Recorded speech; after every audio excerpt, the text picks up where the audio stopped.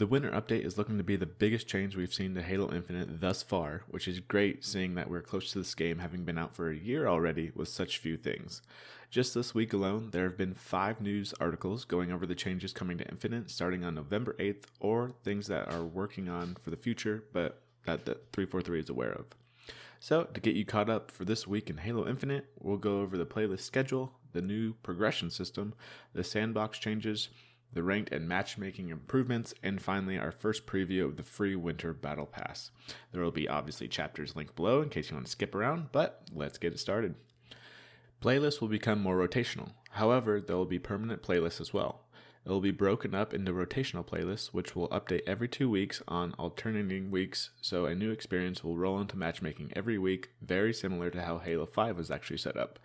There will be a core slot, social slot, rank slot, and even an event slot.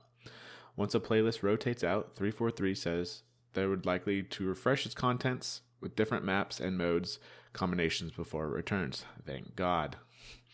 They also provided a schedule for November and December, which is always great to see. So 343, if you somehow listen to this, please continue doing this. Next up is the changes to the progression system, with the biggest change being that of Match XP, and talks about career progression. Match XP will be earned from completing matches and your performance during the game. It will be considered in beta because 343 will be monitoring the values for each reward category and adjusting them as time goes on. Challenges were the main driver when it came to leveling up, but instead of that now, they will transition to Match XP with challenges providing more of a bonus boost instead, and mostly focus on unlocking the weekly reward for further customization. Based on player feedback, the number of challenges required for the weekly will be reduced to 10. They can be completed in any playlist and more general overall. When it comes to event challenges though, they will remain in their current form, tied to their respective playlist, but players can expect to see these changes in the future as well. Winter Updates weekly rewards will feature the most popular weekly rewards from Seasons 1 and 2, in case players miss them. Finally, the team at 343 is also continuing to work on an overarching career progression system, which will be shared about in the future. If we're looking for some weapon buffs and nerfs though, then the winter update will do just that for you. Starting off with the plasma pistol, the base shot will be increased to make it a more viable option for players. Next up is the pulse carbine, which is being tuned to be more of a mid to short range fight weapon based on the tracking. And speaking of up close and personal, the commando will be changed to feel better up close and personal with a slight increase to the bullet magnetism and reduced high minimum air. Probably everyone's favorite weapon, the BR, will actually see a nerf since 343 is going to raise the skill ceiling on landing the final kill shot and reduce its effectiveness at range from the hip. The frag grenade detonation time will see a slight increase to give players a little more time to react. And if you were someone who learned how to snap slide around the map, I hope you enjoyed it while it lasts, because it actually looks like starting on the 8th, you will no longer be able to snap slide, while curb sliding though will still be a thing. The Disruptor, probably the least used weapon in my opinion, will be getting an ammo increase to 12, and damage over time will be getting improved in a future update. Now, do I have any mouse and keyboard players that watch this besides myself? Because they also talked about improvement around aiming in future updates. Red reticles coming back to the PC. The scroll wheel actually will be able to swap weapons like intended, and giving mouse and keyboard players a walk key so they don't show up on radar without the need to crouch walk. Finally, everyone's favorite topic with this game, desync. There are 4 key areas they are working on when it comes to this game's desync, with the first one being the blank shots, and then the vehicle issues being improved in the next update, with network improvements being priority and part of future updates. Did you know it was actually faster to drop your weapon than actually swapping it? Well, 343 is planning to bring what's called a drop shot in line with the speed of just swapping your weapon in a future update. The thruster is being looked into since it's winning 1v1 fights more than intended, and the energy sword will be trading kills more often when both players are weak, and weapon spawns for ranked are being looked into for a better balance.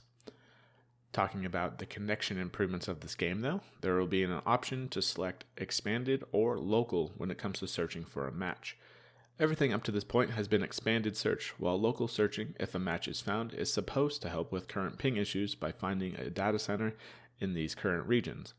If you happen to actually team up with some people in this game, the leader settings are used to determine if a search is local or expanded. And if they happen to have it set to local, it seems to try and use the region that is in the middle. So for an example, teammates in Europe and Australia would be playing on an Asia server. CSR is getting a nice tweak for people that back out and also letting you know how much you actually gained or lost. The improved ban logic, which is scheduled for November 10th, will flag the first person to quit, while everyone after that will not be punished, and the min or max amount of CSR someone would gain or lose would be plus or minus 5 during that match. You'll be shown your current CSR, the value needed for the next rank, and your progress as numbers instead of being left to guess from a progress bar. Finally, they are working on an update to ranked matchmaking that will primarily match players based on their current CSR, helping it feel a little bit more balanced compared to the current way we have it now with CSR and MMR. Finally, we got a sneak preview at what the free 30-tier Winter Battle Pass will have to offer. So, what do you guys think of the overall changes coming to the Winter Update? Do you like it? Do you hate it? Do you think it's just meh?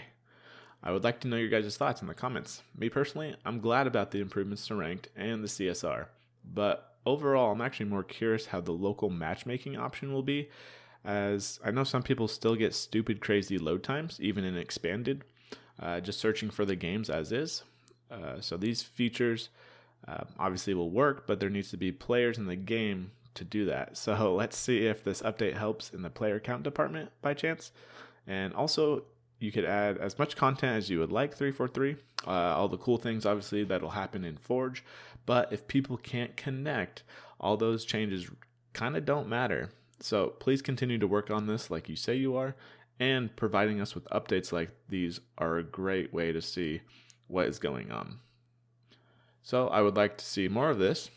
And if that way we get confirmation from the studio itself and not just have to rely on leaks as much. If you somehow stuck around this long though, please consider subscribing to stay informed on Halo Infinite. Come hang out and chat every single Thursday. Or hey, join my community on Discord, which the link can be found right below the like button. Okay, that's enough promotion. I'll see you guys in the next one. Take care.